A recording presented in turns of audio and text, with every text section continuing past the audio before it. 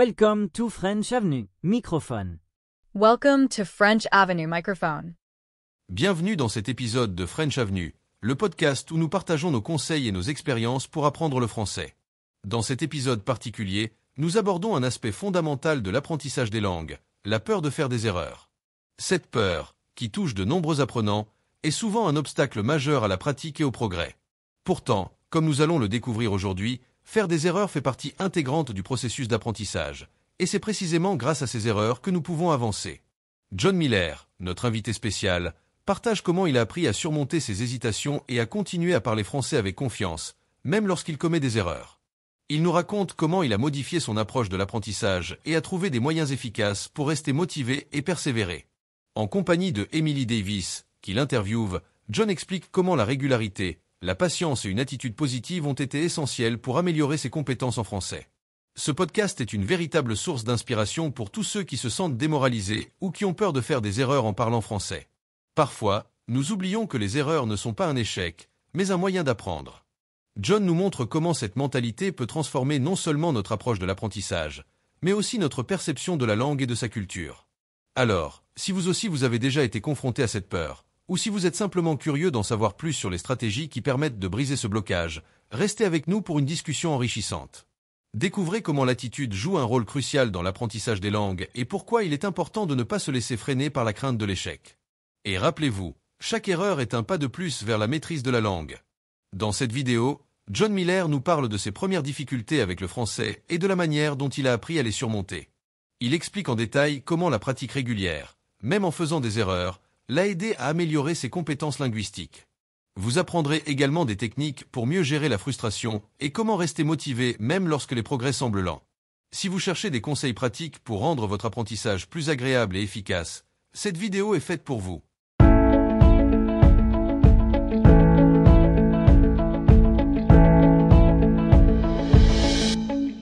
John, tu as souvent parlé de ton expérience personnelle dans l'apprentissage du français. L'une des choses que nous avons tous entendues à propos de l'apprentissage d'une nouvelle langue, c'est qu'il faut s'accepter de faire des erreurs pour progresser. Quelle est ta vision de l'importance de faire des erreurs dans le processus d'apprentissage et comment cela a-t-il affecté ton expérience? Eh bien, Emily, c'est une question fondamentale, et je pense qu'elle touche au cœur de l'apprentissage des langues. Si nous faisons une analogie avec d'autres domaines, on remarque que dans la vie en général, les erreurs sont souvent perçues comme des échecs, alors qu'en réalité, elles sont une forme d'apprentissage. Quand on apprend une langue, en particulier le français, il est presque impossible de ne pas faire des erreurs. En fait, je dirais même qu'il est important de les faire. À chaque erreur que nous commettons, nous comprenons mieux la langue et, en même temps, nous nous rapprochons de notre objectif, la maîtrise. Je me souviens de mes premiers mois en France. Je faisais des erreurs de grammaire, de conjugaison et bien sûr de prononciation. Mais ce qui m'a vraiment aidé, c'est de ne jamais me laisser décourager. Il m'a fallu du temps pour accepter que ces erreurs faisaient partie du processus d'apprentissage. Au début, c'était frustrant. Je voulais parler parfaitement. Tout de suite. Mais j'ai vite compris que l'important était de communiquer, pas de parler parfaitement. L'une des raisons pour lesquelles il est important de faire des erreurs est que cela nous permet de comprendre comment fonctionne réellement la langue. Par exemple, je me souviens d'avoir dit plusieurs fois « je suis allé à la magasin » au lieu de dire « je suis allé au magasin ». Bien que l'on m'ait corrigé plusieurs fois, cela ne m'a pas empêché de continuer à parler. Et finalement, à force de pratiquer et d'entendre les bonnes formulations, j'ai intégré cette règle de manière naturelle. L'autre aspect de l'apprentissage par les erreurs, c'est la confiance en soi. Au début, j'avais peur de faire des fautes devant des locuteurs natifs. Mais au fur et à mesure que j'ai continué à pratiquer, j'ai compris que les Français étaient généralement très compréhensifs. Bien sûr, ils corrigeaient mes erreurs, mais ils étaient toujours bienveillants. Cela m'a encouragé à persévérer, même lorsque je n'étais pas sûr de moi. Aujourd'hui, je peux parler sans trop de crainte, et même si je fais des erreurs, je sais qu'elles font partie du processus. Enfin, ce qui est aussi intéressant avec les erreurs, c'est qu'elles nous aident à mieux comprendre la culture de la langue. Par exemple, en faisant des erreurs de vocabulaire, on découvre des nuances culturelles qui ne sont pas forcément évidentes dans les manuels scolaires. En commettant des erreurs, on devient plus conscient des particularités du français, et c'est ce qui rend l'apprentissage encore plus riche. En résumé, je dirais que faire des erreurs est non seulement normal, mais essentiel. C'est grâce à elles qu'on évolue, qu'on apprend et qu'on devient plus confiant dans notre capacité à utiliser la langue. L'idée de ne pas avoir peur de ces erreurs et de les voir comme des étapes vers la maîtrise est, selon moi, l'un des meilleurs conseils que l'on puisse donner à un apprenant de langue. Tu as mentionné que la confiance en soi joue un rôle crucial dans l'apprentissage. Mais, que dirais-tu à quelqu'un qui se sent gêné ou embarrassé par ses erreurs et qui hésite à parler français à cause de cela? C'est une question que j'entends souvent, et je pense qu'elle touche beaucoup de gens qui, comme moi au début, ont des appréhensions à parler une langue étrangère. Quand on débute l'apprentissage du français, il est normal de se sentir gêné, surtout lorsqu'on fait des erreurs. Mais il est important de se rappeler que tout le monde est passé par là. Les locuteurs natifs, eux aussi, ont commencé à apprendre le français un jour et ils ont fait des erreurs. Ils savent très bien que ce processus fait partie de l'apprentissage. Personnellement, je dirais à ceux qui se sentent gênés qu'il est essentiel de changer leur perspective. Chaque erreur est une victoire en soi. Cela signifie que vous êtes en train de tester, d'essayer et de vous exprimer. Ce n'est pas un échec, mais une étape de plus vers l'amélioration. De plus, il est très peu probable que les Français ou toute autre personne qui parle la langue vous juge pour vos erreurs. En fait, ils apprécieront davantage votre effort pour communiquer dans leur langue plutôt que de vous critiquer pour une faute. Je me souviens, au début de mon apprentissage, j'avais peur de parler. Mais j'ai compris qu'il ne fallait pas être trop dur avec soi-même. Lors de ma première immersion en France, j'ai osé m'exprimer, même si je savais que mes phrases n'étaient pas parfaites. Et devinez quoi? Les gens étaient extrêmement accueillants. Ils m'encourageaient, me corrigeaient gentiment, et ce soutien m'a vraiment aidé à prendre confiance. Chaque conversation, même si elle était remplie de fautes, m'a permis de m'améliorer petit à petit. Ce que je recommande à ceux qui hésitent encore à parler, c'est de trouver des environnements bienveillants où il est possible de faire des erreurs sans pression. Par exemple, il existe de nombreux groupes de conversation ou des applications qui permettent de discuter avec des francophones ou d'autres apprenants dans une atmosphère détendue. Ces échanges sont précieux car ils nous aident à bâtir cette confiance essentielle pour progresser. Finalement, je dirais qu'il faut aussi relativiser l'importance de la perfection. Il n'existe pas de francophone parfait, et vous n'avez pas à l'être non plus. Apprendre une langue, c'est avant tout une aventure humaine, et cela implique d'accepter l'imperfection. Alors, n'ayez pas peur de faire des erreurs. Prenez-les comme un tremplin pour vous améliorer et pour avancer dans votre apprentissage. La langue est un moyen de communication, et tant que vous êtes compris, vous avez déjà réussi une grande partie du travail. John, tu as abordé l'aspect culturel de l'apprentissage des langues. Pour de nombreux apprenants, la culture est intimement liée à la langue elle-même.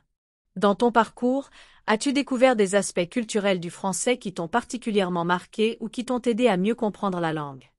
Excellente question, Émilie. Oui, absolument. La culture française a été, et continue d'être, un élément central de mon apprentissage. Lorsque j'ai commencé à apprendre le français, je me suis rendu compte que la langue ne se limitait pas à une simple succession de mots et de règles grammaticales. Elle est profondément enracinée dans l'histoire, les traditions et les valeurs de la culture française. L'un des aspects culturels qui m'a le plus marqué est la façon dont les Français abordent la communication et la politesse. Par exemple, le système de vous et tu est essentiel en français, et il ne s'agit pas seulement d'une règle grammaticale. Cette distinction entre le formel et l'informel reflète une manière de concevoir les relations humaines en France, marquée par le respect, mais aussi par une certaine distance sociale, surtout avec des inconnus ou des personnes plus âgées. Apprendre à utiliser correctement ces formes de politesse m'a permis de mieux comprendre les subtilités des interactions sociales en France. Un autre aspect culturel fascinant est la manière dont la langue est utilisée dans la vie quotidienne. Les expressions idiomatiques, par exemple, sont extrêmement courantes en français. Ces expressions peuvent être déroutantes pour les apprenants, car elles ne se traduisent pas littéralement dans d'autres langues. Prenons l'expression « avoir le cœur sur la main » pour désigner une personne généreuse. Au début, je ne comprenais pas pourquoi le cœur était associé à la générosité, mais en discutant avec des francophones, j'ai découvert qu'il y a toute une histoire derrière chaque expression. Cela m'a permis de mieux saisir la richesse de la langue et de comprendre comment elle est utilisée dans des contextes spécifiques. De plus, les films, la musique et même la littérature française m'ont beaucoup aidé à appréhender la langue sous un autre angle. Par exemple, j'ai regardé des films en version originale, ce qui m'a permis d'entendre les intonations, le rythme et l'accent spécifique de différents pays francophones. Je pense que l'immersion culturelle est indispensable pour comprendre le français dans son ensemble, car elle ouvre une porte vers une compréhension plus profonde de la langue. Pour moi, c'est en combinant la langue et la culture que l'apprentissage devient vraiment vivant et enrichissant. Plus j'explorais la culture, plus je m'ouvrais aux multiples facettes de la langue. J'encourage tous les apprenants à ne pas se limiter à la grammaire et au vocabulaire, mais à explorer aussi les traditions, les coutumes et les arts associés à la langue. Cela rend le processus d'apprentissage bien plus passionnant et engageant. John, tu parles souvent de l'importance de pratiquer régulièrement. Pour beaucoup d'apprenants, l'une des difficultés est de rester motivé, surtout après quelques mois d'apprentissage. Comment as-tu réussi à maintenir ta motivation dans ton parcours et quels conseils donnerais-tu aux apprenants pour éviter la frustration? La motivation est sans doute l'un des plus grands défis dans l'apprentissage d'une langue. Pour être honnête, il y a eu des moments dans mon parcours où je me suis senti découragé, où je me suis dit que le français était trop difficile ou que je n'étais pas assez bon. Mais, avec le temps, j'ai appris à surmonter ces moments de doute et je pense que la clé réside dans une approche régulière et réaliste. D'abord, il faut se rappeler qu'apprendre une langue est un processus à long terme. Ce n'est pas quelque chose que l'on accomplit du jour au lendemain. Au début, c'était frustrant, car je voulais des résultats immédiats, mais j'ai compris que la patience est essentielle.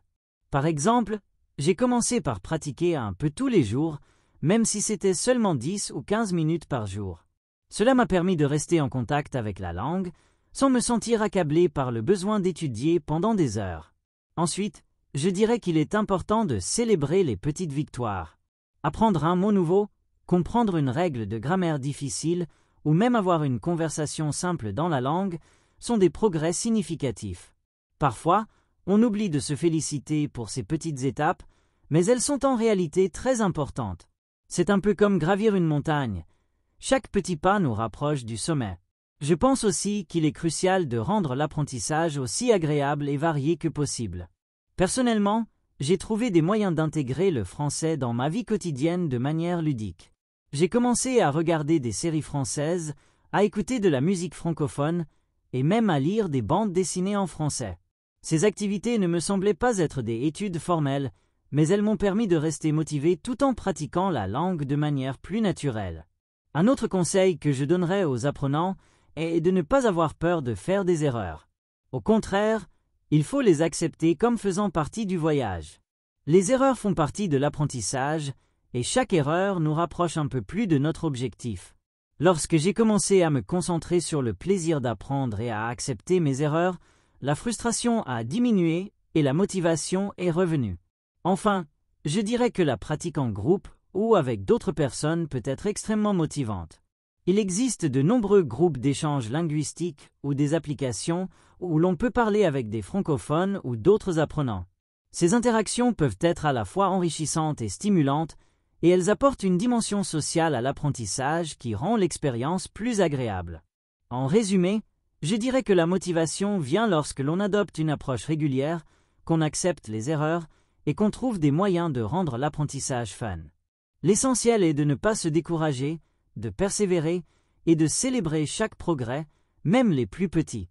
John, une question qui revient souvent chez les apprenants de niveau intermédiaire, comment faire pour améliorer son accent et sa prononciation en français? Est-ce quelque chose que tu as travaillé de manière spécifique ou est-ce que ça s'est fait naturellement au fil du temps? Excellente question, Émilie. L'accent et la prononciation en français sont des aspects très importants de l'apprentissage, surtout si l'on veut être compris clairement par des francophones.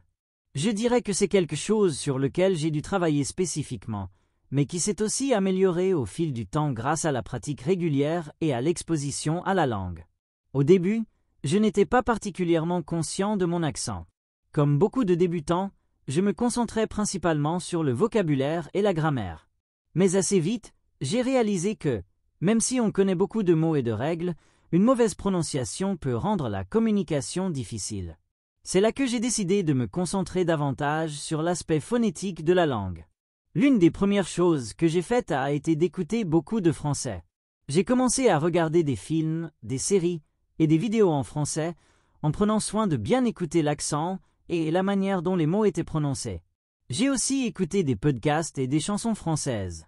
Cela m'a permis de m'habituer aux intonations et au rythme de la langue. L'écoute active est essentielle car elle permet de faire son oreille et de comprendre les sons spécifiques du français. Ensuite, j'ai travaillé sur la répétition. J'ai pris des phrases courtes ou des dialogues dans les vidéos et j'ai essayé de les répéter exactement comme les locuteurs natifs. Cela m'a permis de m'entraîner à reproduire les sons du français de manière plus précise.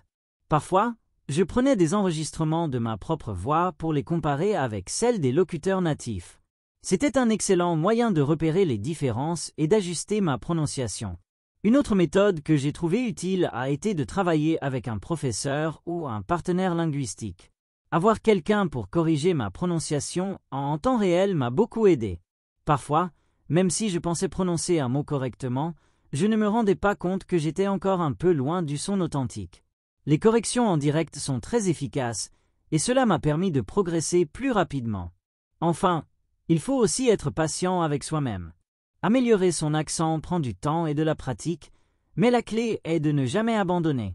Même si je ne suis pas encore parfait, je me suis rendu compte qu'il est bien plus important de continuer à pratiquer et à être consistant plutôt que de se décourager par des imperfections. Je pense que c'est en forgeant qu'on devient forgeron et la pratique régulière porte ses fruits avec le temps. John, parlons maintenant des erreurs qui peuvent parfois faire peur aux apprenants.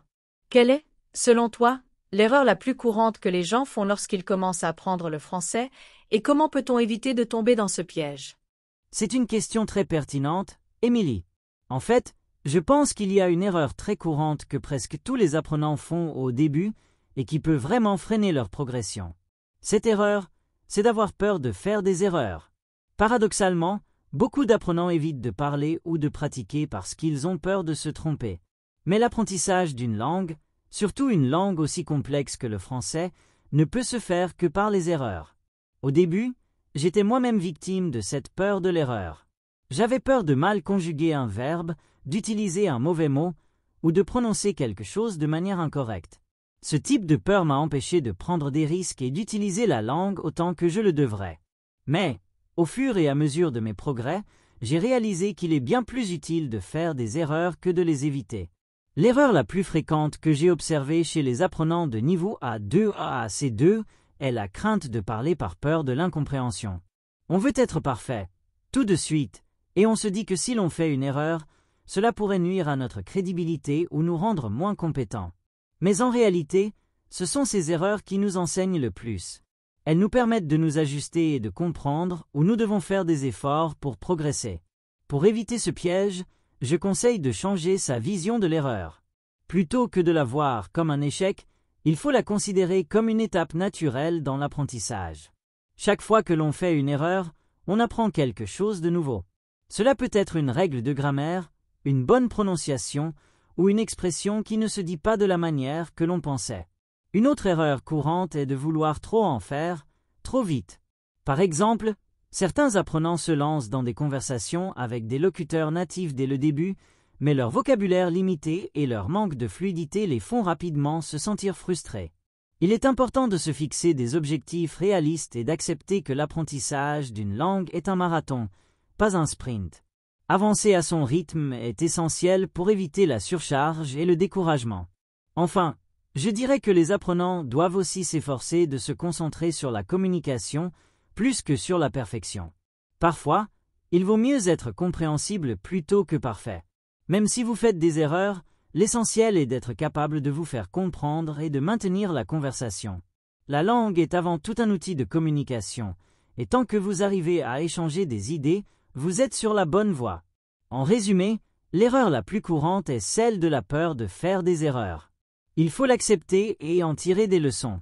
L'apprentissage d'une langue, c'est avant tout un processus d'essai et d'ajustement. La clé est de ne pas se laisser décourager et de continuer à avancer, même si l'on fait des fautes en chemin. John, tu parles souvent de l'importance de pratiquer régulièrement. Pour beaucoup de gens, trouver le temps de pratiquer chaque jour peut être difficile. Quels conseils as-tu pour intégrer l'apprentissage du français dans la vie quotidienne, même avec un emploi du temps chargé? C'est une question cruciale, Émilie.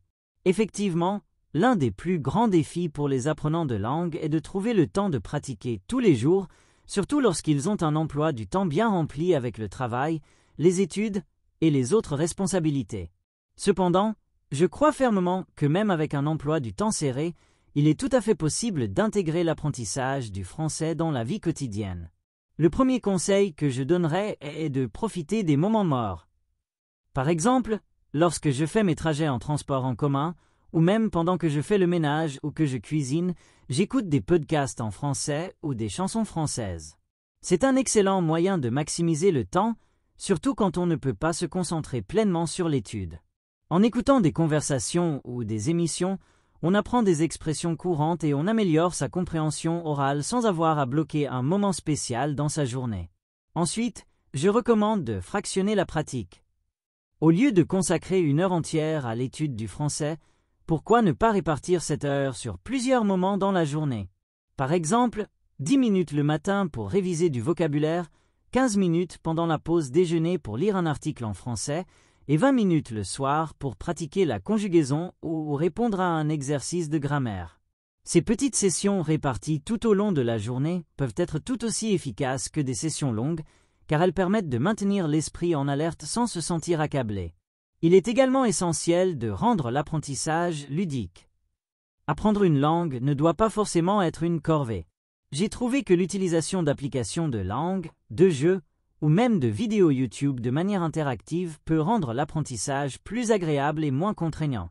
Par exemple, je me suis abonné à des chaînes qui enseignent le français de manière amusante et créative, ce qui me motive à continuer, même les jours où je me sens un peu fatigué. Les plateformes comme Duolingo ou Manrise proposent des exercices courts mais efficaces que l'on peut faire pendant des pauses.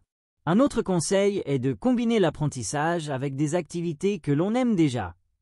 Par exemple, si tu aimes regarder des séries télévisées, essaie de les regarder en version française, même avec des sous-titres dans ta langue maternelle au début. Cela te permettra d'associer l'apprentissage à des activités plaisantes. De même, si tu es passionné de cuisine, tu pourrais regarder des vidéos de recettes en français, ce qui te permettrait d'apprendre du vocabulaire spécifique tout en faisant quelque chose que tu apprécies. Enfin, il est important de ne pas se mettre trop de pression. L'apprentissage d'une langue est un processus long et continu. Si tu n'arrives pas à pratiquer tous les jours, ne t'en veux pas. L'essentiel est de rester motivé et de revenir à l'étude dès que tu en as l'opportunité. Parfois, quelques minutes de pratique par-ci par-là valent bien plus qu'une session de plusieurs heures. La régularité, même sur de courtes périodes, est la clé pour progresser. John, tu as mentionné à plusieurs reprises la motivation. C'est un aspect fondamental dans l'apprentissage de toute langue. Qu'est-ce qui t'a motivé, personnellement, à continuer d'apprendre le français malgré les difficultés? Comment as-tu réussi à garder ta motivation intacte au fil du temps? C'est une question très importante, Émilie. La motivation est vraiment ce qui nous pousse à continuer lorsque l'apprentissage devient difficile ou que les progrès semblent lents. Pour ma part, il y a plusieurs raisons qui m'ont motivé à apprendre et à persévérer en français malgré les obstacles. D'abord, j'ai toujours eu une passion pour les cultures francophones. J'ai grandi en écoutant des chansons françaises, en regardant des films en version originale et en étant fasciné par la littérature et l'histoire de la France. Cette admiration pour la culture francophone a été un moteur puissant pour moi. Quand tu es passionné par un sujet ou une culture, cela rend l'apprentissage beaucoup plus agréable. C'est un peu comme si tu n'étudiais pas juste pour mémoriser des règles ou des mots, mais pour mieux comprendre quelque chose qui t'intéresse profondément. Ensuite, j'ai réalisé très tôt que maîtriser une autre langue ouvre des portes.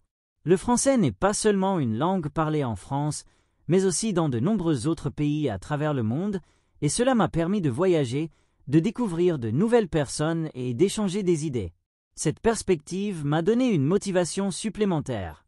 Je savais que chaque nouveau mot que j'apprenais, chaque nouvelle règle que je maîtrisais, me permettait de me connecter plus facilement avec des gens et de vivre des expériences enrichissantes. Mais ce qui m'a vraiment aidé à maintenir ma motivation au fil du temps, c'est de célébrer les petites victoires. Par exemple, Chaque fois que je réussissais à comprendre une phrase dans un film sans sous-titres ou que je pouvais tenir une conversation fluide avec un locuteur natif, je me sentais incroyablement fier. C'est essentiel de se donner des objectifs à court terme et de les célébrer, car cela crée un sentiment d'accomplissement qui renforce la motivation à continuer. L'une des clés pour ne pas perdre sa motivation est de se concentrer sur le processus et sur les progrès, plutôt que sur la perfection immédiate. Il m'a aussi été très utile de rejoindre une communauté d'apprenants de français. Que ce soit en ligne ou dans la vie réelle, partager des expériences, poser des questions et échanger avec d'autres personnes qui rencontrent les mêmes défis m'a permis de garder le moral. Parfois, la motivation peut flancher, mais se rendre compte qu'on n'est pas seul dans cette aventure est très rassurant. Enfin, je pense que la diversité des ressources a été une grande source de motivation. Avec Internet, il y a une multitude de façons d'apprendre. Applications, vidéos YouTube, cours en ligne, livres, etc. Chaque jour, je découvre quelque chose de nouveau qui rend l'apprentissage plus intéressant et moins monotone. Cela garde l'apprentissage dynamique et excitant, et cela renforce la motivation à chaque étape du processus. En conclusion, ma motivation vient de ma passion pour la langue et la culture, de la perspective de nouvelles opportunités, de l'importance des petites victoires, de l'appui des autres apprenants et de la variété des ressources disponibles. Tant qu'on reste connecté à ce qui nous inspire, il est plus facile de garder la motivation intacte. John, tu as mentionné l'importance de la régularité dans l'apprentissage d'une langue. Pourtant, il arrive parfois que l'on se sente démotivé ou que l'on perde l'habitude de pratiquer. Qu'est-ce que tu fais dans ces moments-là pour revenir à l'apprentissage du français et reprendre le rythme? C'est une excellente question. Émilie, la motivation, c'est un peu comme une vague. Parfois elle est très forte et parfois elle se calme. Il y a des moments où l'on peut se sentir épuisé ou démotivé, surtout lorsqu'on ne voit pas de progrès immédiat ou que l'on traverse une période de stress avec d'autres responsabilités. Mais il est essentiel de savoir comment se remettre dans le bain, et personnellement, j'ai plusieurs stratégies pour cela. La première chose que je fais quand je sens que ma motivation diminue, c'est de me rappeler pourquoi j'ai commencé à apprendre le français en premier lieu. Parfois, en me reconnectant à mon pourquoi, je me rends compte de l'importance de la langue dans ma vie. Que ce soit pour voyager, rencontrer de nouvelles personnes, ou simplement pour mieux comprendre la culture francophone, cet objectif de départ est toujours là pour me guider. Ensuite, je change souvent d'approche. Par exemple, si je me sens fatigué de réviser des règles de grammaire ou de vocabulaire, je me tourne vers des activités plus ludiques comme regarder des films en français ou lire des livres que j'apprécie. Quand l'apprentissage devient une activité plaisante, la motivation revient naturellement. Je trouve que l'intégration de la langue dans des activités que l'on aime peut vraiment revitaliser l'intérêt pour la pratique. Une autre technique que j'utilise est de reprendre des éléments que j'ai déjà appris et de les réutiliser.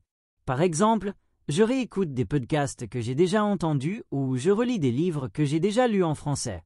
Cela me permet de voir mes progrès et de me rendre compte que, même si je n'ai pas avancé aussi vite que je l'aurais voulu, il y a toujours eu des petites victoires.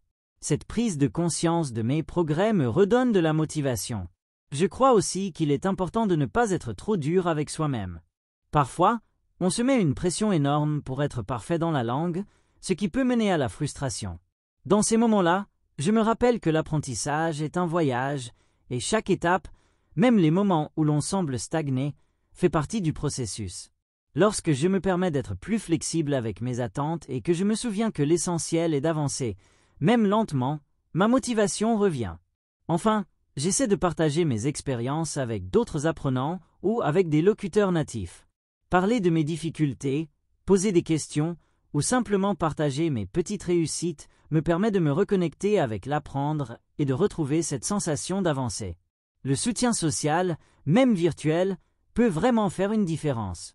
En résumé, lorsque je me sens démotivé, je me concentre sur mes raisons de commencer, je change mon approche pour rendre l'apprentissage plus agréable, je célèbre mes petits progrès, je reste bienveillant envers moi-même et je m'entoure d'une communauté d'apprenants. Ces stratégies m'aident toujours à retrouver le chemin de la motivation et à poursuivre mon apprentissage du français. Tu as parlé de ta passion pour la langue et la culture française. Mais il y a sûrement eu des moments où tu t'es senti découragé ou que tu as rencontré des difficultés importantes. Quels ont été les obstacles les plus difficiles pour toi dans ton parcours d'apprentissage et comment les as-tu surmontés? Ah, Emily, c'est une question qui me touche beaucoup. Comme tout le monde, j'ai traversé des moments difficiles dans mon apprentissage du français. En fait, chaque parcours d'apprentissage de langue est semé d'embûches et ces obstacles font partie du processus. Ils sont souvent frustrants, mais j'ai appris que c'est en les surmontant qu'on progresse vraiment. L'un des obstacles les plus difficiles pour moi a été de dépasser ma peur de faire des erreurs. Au début, j'avais une peur terrible de parler en français, de mal prononcer les mots ou de faire des fautes grammaticales. Cela me paralysait et j'ai souvent hésité à engager des conversations par crainte d'être jugé. C'était vraiment un frein à ma progression, car j'avais tendance à éviter les situations où je devais parler. Mais avec le temps, j'ai compris que l'erreur est une étape indispensable pour apprendre une langue. J'ai commencé à accepter que, même si je faisais des erreurs, c'était normal et que c'était en les commettant que j'allais m'améliorer. Cela a été une véritable libération pour moi. À partir de ce moment-là, je me suis forcé à parler davantage, même si mes premières conversations étaient maladroites. Ce qui m'a vraiment aidé, c'est de me dire que personne ne me jugerait durement pour mes erreurs, surtout pas les locuteurs natifs qui étaient souvent bienveillants et compréhensifs. Un autre obstacle majeur a été la grammaire française, particulièrement la conjugaison des verbes et l'accord des adjectifs. Je me souviens encore de mes premières semaines à essayer de comprendre les différents temps verbaux, les irrégularités et les accords de genre. C'était vraiment déroutant et je me suis souvent demandé si je serais capable de tout mémoriser. Mais encore une fois, j'ai compris que la répétition était la clé. J'ai commencé à pratiquer la grammaire de manière régulière et à l'appliquer dans des phrases simples. Peu à peu, cela est devenu plus naturel, même si j'avais encore des erreurs occasionnelles. Le plus important a été de ne pas me décourager et de continuer à pratiquer, même quand cela semblait compliqué. L'un des défis que j'ai également rencontrés était l'écoute des accents et des variations régionales. Le français n'est pas parlé de la même manière dans toutes les régions, et entendre des accents différents a été un vrai défi au début. Mais j'ai vite appris qu'il fallait s'adapter à cette diversité. J'ai écouté des podcasts de différentes régions et j'ai commencé à m'exposer à diverses sources pour m'habituer à entendre le français sous différentes formes. Cela m'a non seulement permis de m'améliorer, mais aussi de me sentir plus à l'aise lors de conversations avec des personnes de diverses régions francophones. Pour surmonter ces obstacles, j'ai adopté une approche patiente et persévérante. J'ai aussi cherché du soutien auprès de professeurs et d'autres apprenants, ce qui a facilité les choses. Grâce à leur aide et à ma propre détermination, j'ai réussi à franchir ces étapes difficiles et à continuer à avancer. En conclusion, les obstacles font partie intégrante de l'apprentissage d'une langue. Ce qui compte, c'est de persévérer, d'accepter ses erreurs, de demander de l'aide quand c'est nécessaire et de ne jamais abandonner. La satisfaction de surmonter ces difficultés est l'une des plus grandes récompenses dans le processus d'apprentissage.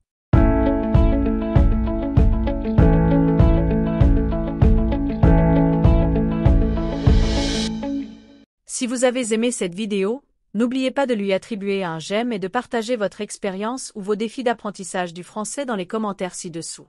Abonnez-vous à French Avenue pour ne manquer aucun de nos prochains épisodes passionnants. Nous serions ravis de vous voir rejoindre notre communauté grandissante d'apprenants. Avez-vous déjà eu peur de faire des erreurs en parlant français? Quelles sont vos astuces pour surmonter la peur de l'échec dans l'apprentissage des langues? Partagez vos histoires dans les commentaires pour inspirer d'autres apprenants et engageons une conversation autour de ce sujet. Plus vous interagissez, plus nous pourrons vous offrir des conseils et du contenu adapté à vos besoins.